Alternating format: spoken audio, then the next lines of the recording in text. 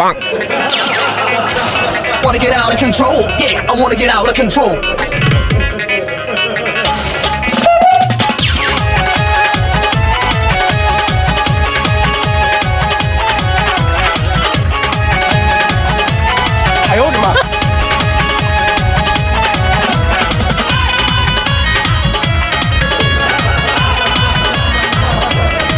एक टोकिए निहारतानी चोली निहारतानी चोली निहारतानी चोली। अरे बोली है मुखिया जी खाइब की अचाई।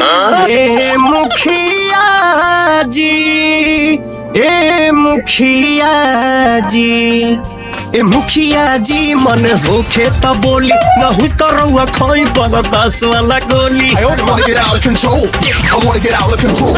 ए मुखिया जी मन होखे त बोली, नहीं तो रउआ खोई पर 10 वाला गोली।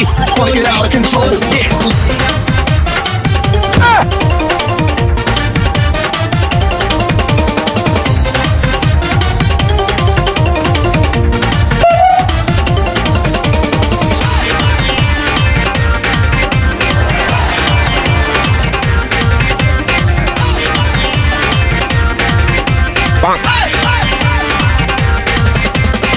कहेला इतना बेहाल भइल बानी, कहीं तो रउआ ना में लिख दी जवानी।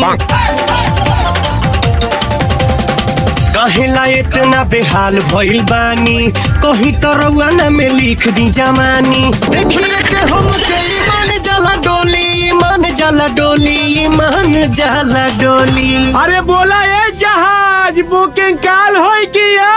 ए मुखिया जी, ए मुखिया जी, ए मुखिया जी मन होखे त बोली, नहीं तो रउआ खाई 12 वाला गोली गोली गोली। Wanna get out of control. Yeah.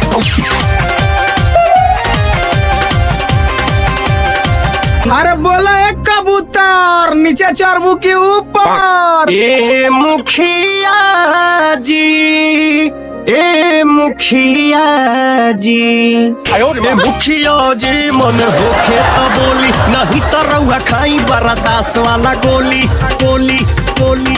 Wanna get out of control. Yeah.